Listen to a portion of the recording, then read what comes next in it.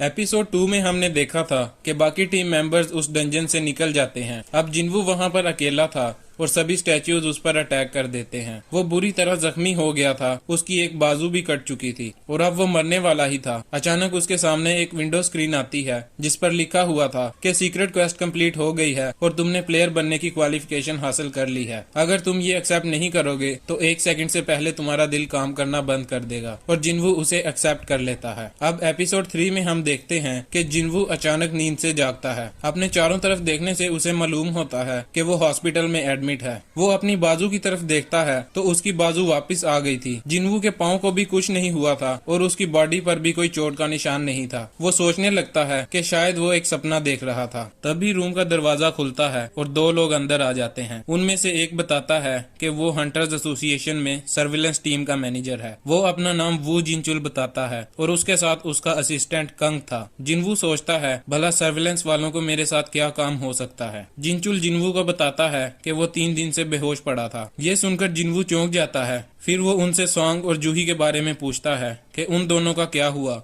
क्या वो ठीक हैं? वो जिन्वू को बताता है कि सॉन्ग अपना एक बाजू खो चुका है, उसके लिए हंटर का काम जारी रखना अब मुमकिन नहीं। जूही को भी गहरा सदमा लगा था और अब उसका इलाज चल रहा है। हालात को देखते हुए उसका हंटर बने रहना मुश्किल लग रहा है। फिर जिनचुल कहता है कि इस डंजन में सिर्फ 6 लोग ही जिंदा बचकर वापिस आ पाए थे। हमें जैसे ही इस बात का पता चला तो व्हाइट टाइगर गिल्ड के लोग जल्दी से इस डंजन के अंदर पहुंच गए, लेकिन उन्हें वहां पर सिर्फ तुम बेहोश हालत में पड़े हुए मिले। उसके अलावा वहाँ ना तो कोई मॉन्स्टर था और ना ही कोई स्टैच्यू। जिन्वू कहता है कि ऐसा कैसे हो सकता है, वो सब कुछ हमारी आंखों के सामने हुआ था। जिनचुल जवाब देता है अगर तुम सबका बयान एक जैसा ना होता और वहाँ पर मरे हुए लोगों की लाशें ना मिलती तो इस सब का इल्जाम तुम्हारे ग्रुप पर ही आना था। फिर वो जिन्वू से कहता है कि अभी ये हमारा सिर्फ अंदाजा ही है, लेकिन क्या तुम्हें अपनी मैजिक पावर्स बढ़ने का एहसास हुआ है? जब किसी पर्सन की पहली बार अवेकनिंग होती है तो उसको अपने अंदर मैजिक पावर्स जागने का एहसास होता है। ये मैजिक पावर्स ही उसके रैंक को डिसाइड करती हैं। लेकिन कभी कभार ऐसा होता है कि किसी हंटर की मैजिकल पावर्स दोबारा जाग जाती हैं, जिसे रीअवेकनिंग कहा जाता है। रीअवेकनिंग होने पर हंटर की मैजिकल पावर्स बढ़कर एस रैंक तक भी जा सकती हैं। जिन्वू ये सोचकर खुश हो जाता है कि शायद जो कुछ भी उसके साथ डंजन में हुआ वो उसकी रीअवेकनिंग थी और अब शायद उसकी पावर्स भी बढ़ चुकी हैं। जिनचुल उसके सामने एक डिवाइस रख देता है जिसको माना मीटर कहा जाता है। इसे हंटर्स की मैजिकल पावर्स को नापा जाता है। वो जिन्वू को इस पर हाथ रखने का बोलता है और सोचने लगता है कि किसी भी लो रैंक के हंटर के लिए इतने खतरनाक डंजन से बचकर निकलना मुमकिन नहीं। जरूर इसकी भी रीअवेकनिंग हुई है और अब शायद ये ए या एस रैंक का हंटर है। लेकिन टेस्ट करने पर पता चलता है कि जिन्वू का माना तो सिर्फ 10 है। फिर हमें जिनचुल को वहां से जाते हुए दिखाया जाता है। वो सोच रहा होता है एक नॉर्मल ई रैंक के हंटर का माना भी 70 या उससे ज्यादा होता है। मुझे तो ये एक ई रैंक का हंटर भी नहीं लगता, बल्कि ये तो एक आम इंसान है। मगर हैरानी की बात तो ये है कि वो इस डंजन से बच कैसे निकला। यहाँ जिन्वू भी थोड़ा मायूस हो जाता है क्योंकि वो वाकई समझ रहा था कि उसकी पावर्स बढ़ गई हैं। जिन्वू सोचता है कि उन्होंने मुझसे इसके बारे में क्यों कुछ नहीं पूछा। क्या उन्हें ये विंडो स्क्रीन नजर नहीं आ रही थी? कहीं ऐसा तो नहीं कि सिर्फ मैं ही इन्हें देख सकता हूँ। तभी जीना वहाँ पर आ जाती है और जिन्वू की डांट लगाने लगती है। वो कहती है तुम्हें अपना ख्याल रखना आता है कि नहीं? बाकी किसी को तो कुछ नहीं होता, पता नहीं मुसीबत तुम्हें ही क्यों ढूंढ लेती है। जिन्वू उसे सॉरी बोलता है, लेकिन जीना कहती है अगर दोबारा ऐसा कभी हुआ तो मैं पढ़ाई छोड़कर कोई जॉब ढूंढ लूंगी ताकि तुम्हें ये हंटर गिरी ना करनी पड़े। जिन्वू उसे कहता है कि मैं आइंदा ख्याल रखूंगा। फिर वो विंडो स्क्रीन के बारे में जीना से पूछता है क्या तुम्हें ये दिखाई दे रही है? जीना पूछती है लेकिन तुम किस चीज की बात कर रहे हो? इससे जिन्वू को ये कंफर्म हो जाता है कि सिर्फ वही इन स्क्रीन को देख सकता है। जिन्वू कहता है छोड़ो, मुझे ये बताओ कि जो गेम्स में अनरीड नोटिफिकेशन आया करती थी तुम उन्हें कैसे पढ़ती थी? जीना कहती है मेल बॉक्स खोलो और इन्हें पढ़ लो। लेकिन तुम अब गेम के बारे में क्यों बात कर रहे हो? तुम्हारे दिमाग पर कोई चोट वगैरह तो नहीं लग गई? जिन्वू कहता है अरे नहीं, इस हॉस्पिटल में आखिर करने को और है भी क्या, इसलिए मैं यहाँ गेम्स खेलकर टाइम पास कर रहा हूँ। ये सुनकर जीना कहती है तुम अपना ख्याल रखना और वो वहाँ से चली जाती है। इसके बाद जिन्वू अपने दिमाग में मेल बॉक्स के बारे में सोचता है और उसके सामने न्यू नोटिफिकेशंस आ जाती हैं। इन पर लिखा होता है कि ये सिस्टम प्लेयर की डेवलपमेंट में मदद करने के लिए बनाया गया है। सिस्टम की कंडीशन को पूरा ना करने पर प्लेयर को सजा भी मिल सकती है। इसके अलावा वहाँ लिखा हुआ था कि रिवार्ड भेज दिए गए हैं। जिन्वू को कुछ खास समझ नहीं आती। इसके बाद वो एक आखिरी नोटिफिकेशन देखता है जिस पर लिखा हुआ था कि तुम प्लेयर बन चुके हो और अब डेली क्वेस्ट का टाइम है। इसमें स्ट्रेंथ ट्रेनिंग का कहा गया था। जिन्वू उसे कंफर्म करता है तो वहाँ पर 100 पुशअप्स, सीटअप्स, स्क्वाट्स और 10 किलोमीटर रनिंग का कहा गया था। नीचे वार्निंग में लिखा होता है अगर डेली क्वेस्ट को कंप्लीट ना किया गया तो प्लेयर को सजा मिलेगी। जिन्वू इसे किसी किस्म का मजाक समझता है और कहता है कि मैं यहाँ हॉस्पिटल में एडमिट हूँ, मैं ये सब कुछ भला कैसे कर सकता हूँ। इसके बाद जिनचुल को दिखाया जाता है जो कि प्रेसिडेंट गो को फोन पर बताता है कि हम जो सोच रहे थे वैसा बिल्कुल नहीं है और जिन्वू की रीअवेकनिंग नहीं हुई है।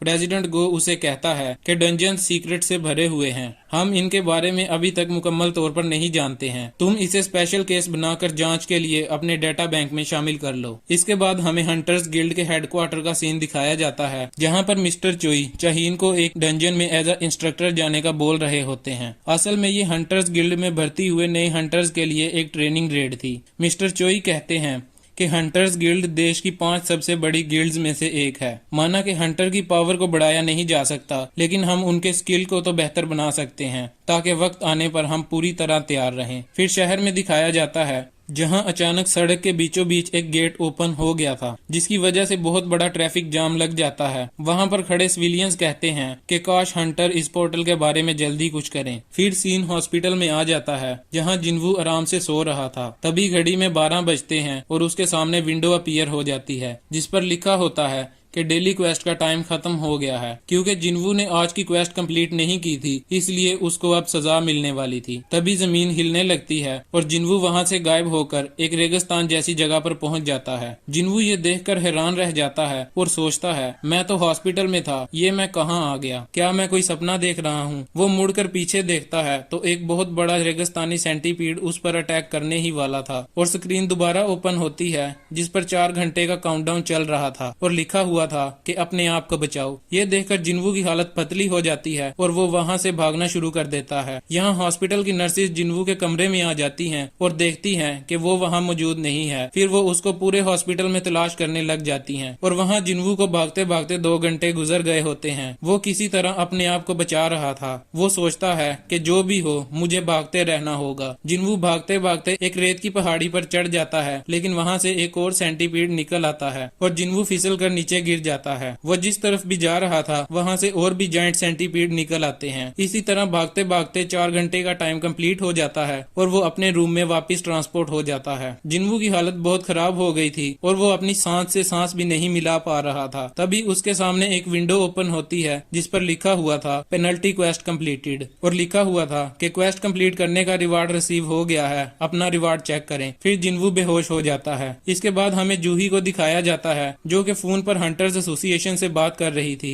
वो जूही को हापजिंग नामी जगह पर एक डी रैक डंजन में भेजना चाहते थे क्योंकि बाकी सब गिल्ड्स दूसरे मिशन में बिजी थी। वो जूही को बताते हैं कि जिन्वू भी होश में आ गया है। ये सुनकर जूही खुश हो जाती है और उसको विजिट करने के लिए हॉस्पिटल पहुंच जाती है। लेकिन वहां जाकर वो देखती है कि जिन्वू बिल्कुल ठीक है और हॉस्पिटल के बाहर रनिंग कर रहा है। वो ये देखकर खुश तो होती है कि जिन्वू ठीक है लेकिन उससे मिलने की हिम्मत नहीं जुटा पाती क्योंकि जूही अभी तक उसी सदमे में थी और रेड के दौरान वो लोग जिन्वू को मरने के लिए अकेला भी छोड़ आए थे, इसलिए वो वहाँ से वापस चली जाती है। जिन्वू को होश में आए 4 दिन गुजर चुके थे और अब उसे चीजें समझ में आना शुरू हो गई थी। उसे ये समझ आ गया था कि ये सब उसका वहम नहीं है। जिन्वू को डेली क्वेस्ट कंप्लीट करने पर 3 किस्म के इनाम मिलते हैं। पहला फुल रिकवरी जिसको इस्तेमाल करने से उसकी सारी थकावट और इंजरीज पल भर में ठीक हो जाती हैं। दूसरा एबिलिटी पॉइंट्स। एबिलिटी पॉइंट्स को इस्तेमाल करके वो अपनी डिफरेंट एबिलिटीज को बढ़ा सकता है। एबिलिटीज को इम्प्रूव करने से उसे वाकई में अपनी पावर बढ़ती हुई महसूस होती है। और तीसरा उसे रैंडम लूट बॉक्स भी मिलते हैं। जिन्वू सोचता है कि उसकी जिंदगी ने एक अजीबोगरीब मोड़ ले लिया है, ये बिल्कुल एक गेम की तरह लग रहा है। इसके बाद जिन्वू आज की क्वेस्ट से मिला हुआ लूट बॉक्स खोलता है जिसमें से एक की निकलती है। ये देखकर जिन्वू थोड़ा हैरान हो जाता है क्योंकि आज तक इन बॉक्सेस में से उसे बैजेस और कुछ फालतू चीजें ही मिली थी। जैसे ही वो इस की को पकड़ता है उसके सामने एक स्क्रीन ओपन हो जाती है जिस पर लिखा था कि ये की इस्तेमाल करके वो एक डंजन में जा सकता है और इसे जिसे हॉपजियांग सबवे स्टेशन के गेट नंबर 3 पर इस्तेमाल किया जा सकता है। जिनवू वहां पर जाना तो नहीं चाहता, लेकिन अब तक उसके साथ जो कुछ हुआ ये देखकर जिनवू को कंफर्म तो हो गया था कि ये सब उसको मजबूत बनाने के लिए ही है। फिर हमें वो गेट दिखाया जाता है जो पिछले दिन हॉपजियांग में ही सड़क के बीचों बीच अपीयर हो गया था। वहां पर अभी तक कोई हंटर की टीम नहीं आई थी क्योंकि सब के सब दूसरे डंजन्स को क्लियर करने में बिजी थे। इसके बाद हमें जिनवू को दिखाया जाता है जो कि अपनी मॉम के पास बैठा था। जिनवू की मॉम कोमा में है। तभी जिनवू को अपना पास्ट याद आता है कि कैसे 4 साल पहले उसकी मॉम अचानक बेहोश हो गई थी। डॉक्टर उन्हें बताता है कि ये अब कभी नहीं उठेंगी। इसे एटर्नल स्लीप डिजीज कहते हैं और ये गेट के नजर आने के बाद से लोगों को होना शुरू हुई थी। ये बीमारी बहुत रेयर है और तकरीबन 10,000 में से किसी एक पर्सन को ही अफेक्ट करती है। जो भी हो, आज की मॉडर्न दवाइयां सिर्फ इन्हें जिंदा ही रख सकती हैं। फिर जिनवू याद करता है कि कैसे वो मजदूरी करके गुजारा कर रहा था। तभी उसे अपनी पावर्स जागने का एहसास होता है। इसके बाद वो हंटर बन जाता है, लेकिन वहाँ पर भी उसकी किस्मत नहीं चलती क्योंकि वो सिर्फ एक ई रैंक का हंटर था। वो मॉन्स्टर से भी मार खाता था और लोगों की बातें भी सुननी पड़ती थी। जिनवू की कमाई भी अच्छी नहीं होती थी और वो बहुत परेशान रहता था। अब हमें प्रेजेंट का सीन दिखाया जाता है जहाँ पर जिनवू अपनी डेली क्वेस्ट कंप्लीट कर रहा था। जिनवू इस फीलिंग को कभी दोबारा महसूस नहीं करना चाहता था, इसलिए वो अपने एबिलिटी पॉइंट्स को स्ट्रेंथ में कन्वर्ट किए जा रहा था। अब हॉपजियांग स्टेशन वाले इंस्टेंस डंजन में जाने का टाइम हो गया था। जिनवू अपनी पूरी तैयारी करके वहाँ पर पहुँच जाता है और सोचता है कि अगर सिचुएशन पिछली बार की तरह हुई तो मैं वहाँ से भाग जाऊंगा। फिर जिनवू अपनी पॉकेट से की निकालता है और उसके सामने एक की होल अपीयर हो जाता है। जैसे ही वो उसमें की लगाता है तो एक गेट ओपन हो जाता है और जिनवू उसके अंदर चला जाता है। एंटर होते ही जिनवू के सामने एक स्क्रीन ओपन हो गई जिस पर लिखा था कि तुम इंस्टेंस डंजन में दाखिल हो गए हो और तभी एंट्रेंस गेट ब्लॉक हो जाता है। जिनवू भागकर गेट के पास जाता है लेकिन वहाँ से बाहर नहीं जा पाता। वो देखता है कि एक लेडी बड़े आराम से गेट के आर पार गुजर जाती है। फिर उसे समझ आती है कि वो है तो सबवे में ही, लेकिन एक डिफरेंट डायमेंशन में है। जिनवू थोड़ा डर गया था क्योंकि वो जरूरत पड़ने पर वहाँ से भागने की सोच रहा था, लेकिन अब ऐसा मुमकिन नहीं। तभी उसके सामने स्क्रीन अपीयर होती है जिस पर लिखा था कि तुम यहाँ से बाहर नहीं जा सकते। बाहर जाने के सिर्फ 2 ही रास्ते हैं, या तो डंजन के बॉस को हराना होगा या टेलीपोर्टेशन स्टोन को इस्तेमाल करना होगा। जिनवू को टेलीपोर्टेशन स्टोन के बारे में कुछ पता नहीं होता, इसलिए वो सोचता है कि डंजन के बॉस को हराना ही एक सिंगल ऑप्शन है। फिर वो सोचता है कि मैं तो एक ई रैंक के मॉन्स्टर को भी नहीं मार पाया था, इस पूरी डंजन को कैसे पार करूंगा। ये तो बिल्कुल पागलपन है। जिनवू के पास और कोई चारा भी नहीं होता, इसलिए वो आगे बढ़ जाता है। जिनवू डंजन के अंदर चल रहा था